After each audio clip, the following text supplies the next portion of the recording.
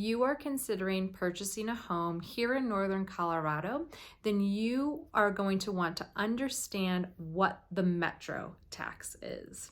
I'm sure when you've been looking online, you sort of are wondering what on earth is going on with property taxes in Colorado.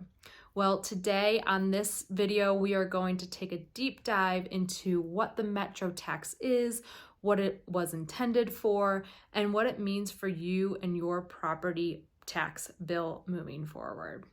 My name is Danielle Harvey, and I am a real estate agent with the Sartell Bliss team at Coldwell Banker.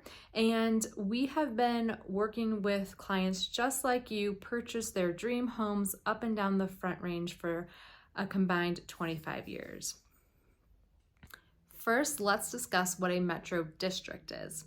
A metro district is a part of the local government, and it essentially is a mechanism or an entity put into place to fund development in the local area when municipalities and towns cannot provide the funding to begin the initial infrastructure for a neighborhood.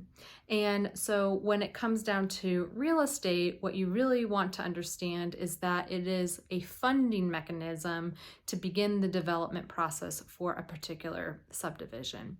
And so essentially what will happen is that they will take on some tax-free debt, and that gets repaid within a metro district through property taxes.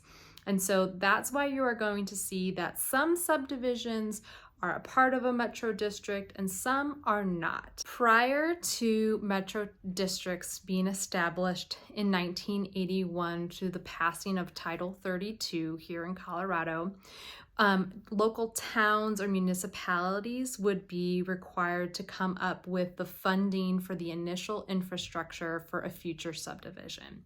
And so when metro districts were established, that allowed for essentially the tax-free debt to be taken on to create like the roads, the sewer system, the storm drainage system, and then take that, the payback and on that loan and divide it upon all of the homes within that metro district.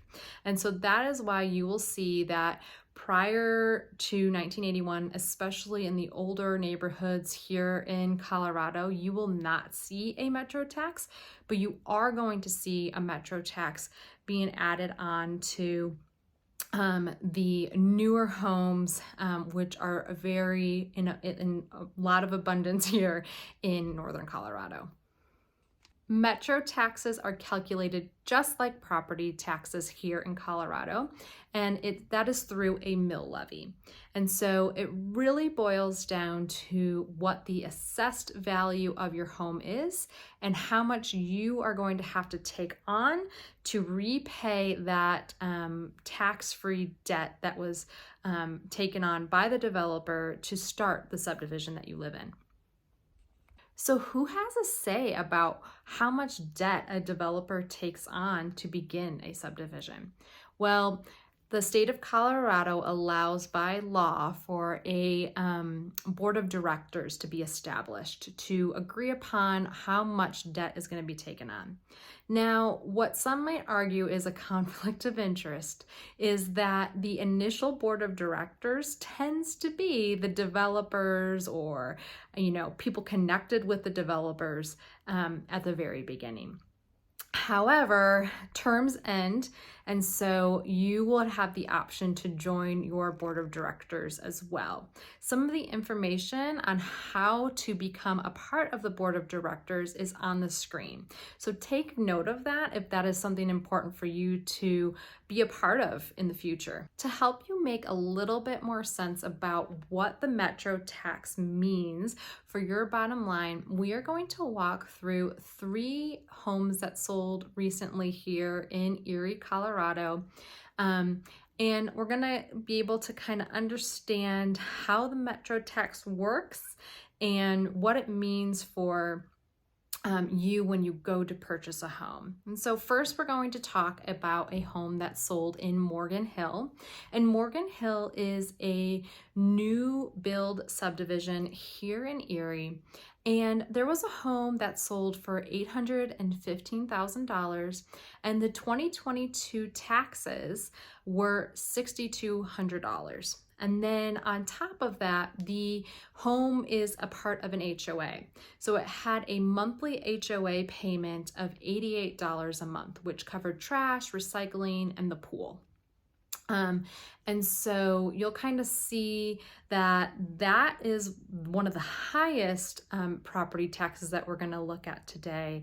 And that is in that new build subdivision. So they are right in the thick of it for those metro taxes that are due. Next, we are going to look at a home that sold just right in the subdivision across the street from Morgan Hill in an older subdivision called Northridge.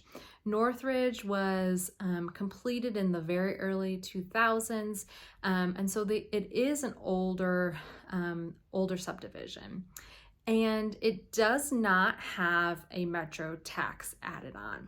And so there was a home that sold in April of 2023, and the 2022 taxes were $4,500 a month. And that neighborhood in particular does not have an HOA, but that means that they don't have a pool, they don't have, trash and recycling and things like that.